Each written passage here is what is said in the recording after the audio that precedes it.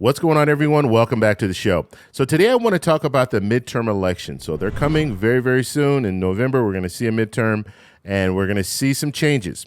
Now, Republicans have been really talking about the fact that they think that they will be able to take the House and the Senate. Now, history shows us that that usually does happen. You usually have that turnover. If you have the presidency, if you have a Democrat in the presidency, then usually Republicans in that midterm, they'll be able to take over at least the House or the Senate or both. That's history. History has shown us that. So this is probably going to happen. But when we're looking at things and we're looking at the Senate, and I want to talk about the Senate today, and we're going to take a look and a listen to Senator Rick Scott. He's going to be talking about the challenges and what they think might happen when it comes to the midterm election for the Senate. We need to focus on this because this has a lot to do with a lot of the different things that we've been looking at. I've talked about this before when it comes to Social Security, when it comes to Medicare. You have some politicians, and Senator Rick Scott happens to be one of them, who is really wants to dig into Social Security, dig into Medicare, do some type of a sunsetting of Social Security and Medicare. And what he wants to do is every 5 years he wants to look into Medicare to make sure that everything is going okay. And if it's not going okay, then they're going to need to negotiate things out.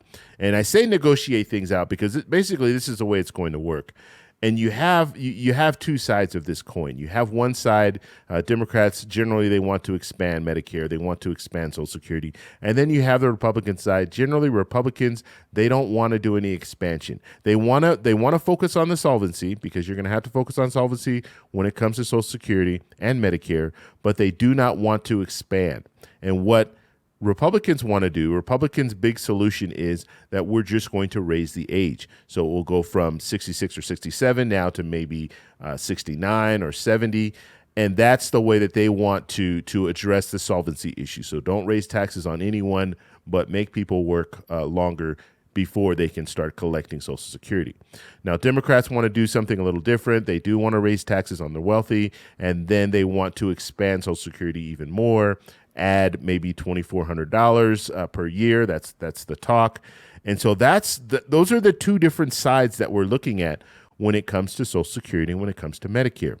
So when you're listening to Senator Scott talk about the chances of taking over the Senate, this is a big deal because this could affect us later down the road. Okay, I'm not receiving Social Security right now, but hopefully, God willing, one day I'll be able to collect Social Security. And there are a lot of people out there that have been paying into the Social Security system for years and years, and they want to have something to go to, something to help them offset their costs. Okay, because most people, the majority of people are able to have a 401k or have some type of retirement and then also receive Social Security. But you do have about 40% of people who are solely living on Social Security and Medicare. That's it. That's all they have. And so you can imagine if there's a situation where every 5 years they need to reevaluate this, or Senator Johnson came out just last week and was talking about every year they should reevaluate Social Security. You can imagine how bad that would be for people in a situation where they could potentially, if they shut the government down, they could potentially not receive their Social Security. And when I say shut the government down, I'm talking about, let's say they were looking into Social Security. Let's say you had a sunset. And let me just give an example here. Let's say October 1st, Social Security would no longer be able to send out funding until they were able to negotiate the Social Security moving forward. Okay, so let's say they do this sunset every 5 years. That 5 years is up. Now we're looking at October 1st. They want to move forward. They have to negotiate, Democrats and Republicans. And guess what? A negotiation usually means that you're not going to get everything that you want.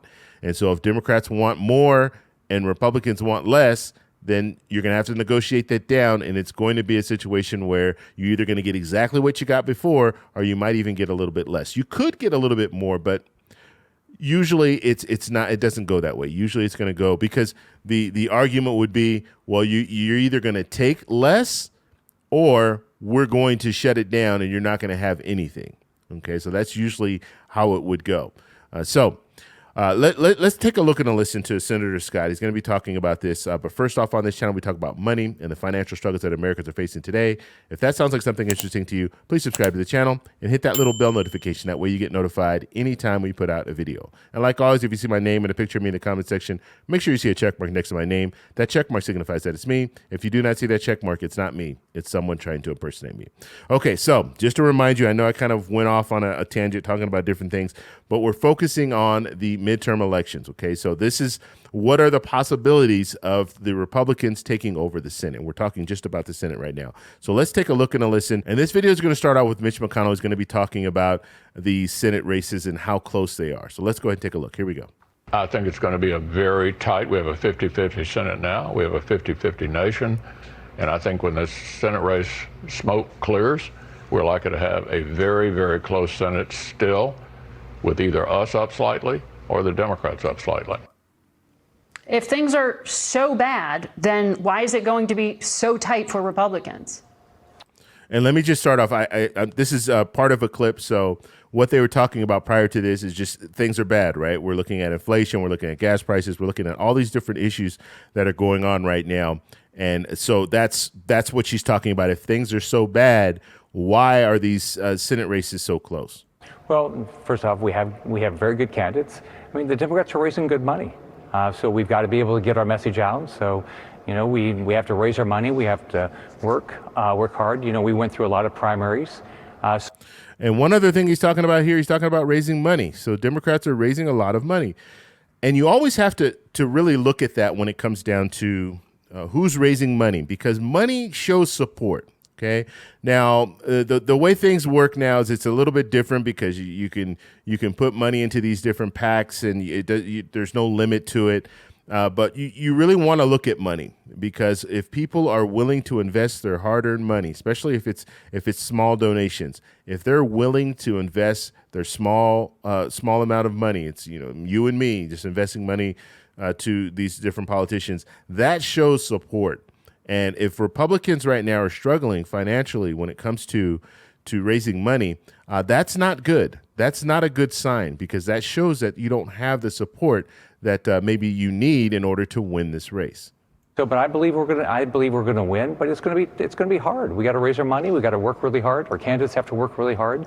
Everybody has got to help our candidates. But I'm optimistic. So, but you do agree it's going to be tight, that Republicans have at best a slight edge? I'm very optimistic, but I'm realistic that, you know, you have to raise your money. Democrats are raising good money. Joe Biden is our key here. And by the way, this bill is not going to help Democrats. It's going to help Republicans. Raising taxes $700 billion, cutting Medicare $280 billion, raising gas taxes, having 87,000 more IRS agents. You know how happy people are to have more IRS agents out there? I mean, this is not going to be popular around the country. In a local radio. Okay, and I'm going to talk about the IRS agents. I'm going to do a separate video on that, but he's just talking about the Inflation Reduction Act. That's what he's talking about there. Interview in July, you talked a lot about your business as an executive, and you said we should start electing people that we would hire. In Georgia, Herschel Walker, Republican Senate candidate, has lied about the number of children he has, about his business dealings. His ex-wife said he held a gun to her head and said, "I'm going to blow your effing brains out." In Arizona, the candidate Blake Masters called the Unabomber an underrated thinker. He said that al-Qaeda doesn't actually pose substantial threat to Americans. I mean, I've got a list of candidates here who've had some and said some pretty troubling things. Would you hire these people to work for you? Now, this is an excellent question, right? And she just brought out some of these different senators, but it's an excellent question. Would you hire this person? Now, he doesn't answer the question. He goes around the question because, of course, he doesn't want to. He wouldn't hire these people, right? But he tries to skirt around the issue. But it's very interesting. Some of these candidates that are running, they have some real problems. Well, you'd go through each person, but I'm not the one doing it. It's the voters of those states are doing it. The voters of those states are going to make a choice. You're trying to help Senate Republicans and lead them to victory. These are your candidates. So Margaret, as you remember, the voters in Arizona choose who they're going to vote, and what they're going to choose is they're going to choose between Blake Master and Mark Kelly. Mark Kelly has voted to keep the border open. He's never voted for border security. He's voted for the tax increases. He's voted for cutting Medicare.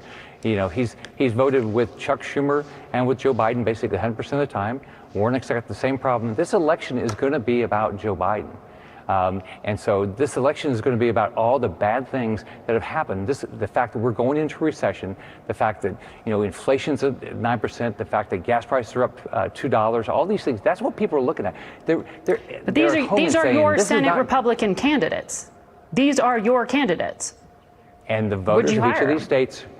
The voters of these states are going to decide if they're going to hire. Now, I get to vote. I get to vote in Florida, and that's how I think about it. But the voters in those states will choose in those states who they want. And it's a choice between two people. But look, all the Democrat nominees are basically Biden clones. Yeah. I mean, and by the way, they won't campaign with Biden. But if you are, you would acknowledge that if somebody went in for an interview for a private corporation, these things would come up as red flags to HR. So Margaret, it's just Biden is not campaigning with anybody because he's toxic. That's how the voters think. That's why they say 72% of Americans say the economy's in the wrong track. When that happens, people say, I'm going to take a serious look at somebody else, right? And our candidates have to go tell them what they're going to do, and we're going to make sure that everybody knows exactly who the Democrats are. That's what's going to happen all across the country, and we're going to have races, and we'll see what happens. So there you go, Senator Scott. He's not answering the question. He can't answer the question. He cannot answer it. He's going to leave it up to the people, right?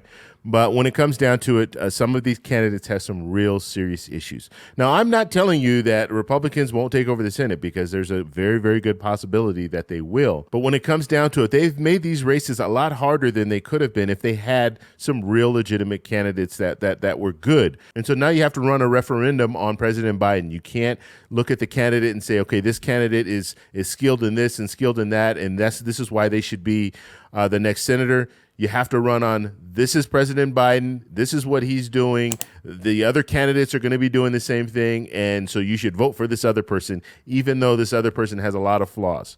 So it's going to be interesting to see what happens. I'm going to start following the candidates a lot closer. And so in the future, we're going to focus on some more videos that talk about the elections and what we think might happen when it comes to the Senate and the House, because this is very important stuff. This will set us up for the next 2 years as far as how we're going to be moving forward with legislation. Will any legislation get passed in the next couple of years? So this is very, very important for us to focus on. So we're going to do a lot more. Things are really going to pick up now when it comes to campaigns, because we have the House is on recess right now. They'll return on Friday. They'll go ahead and vote on this Inflation Reduction Act. The Senate has already voted on the Inflation Reduction Act. They passed it. So now they'll go on recess. And so it's going to be a lot of time that they're going to have a whole month, pretty much. The House will be off for pretty much the whole month. They're only going to come back for one day. And the Senate, for the next 3 weeks, they're going to be off. And so we're going to see a lot of campaigning going on in the next several weeks. So stay tuned, guys. If you guys have any questions, post them down below. I want to know what you guys think about Senator Rick Scott and this whole situation. So let me know down below. If you like this video, please give me a thumbs up. Please subscribe for more, and I'll talk to you in the next one. Bye.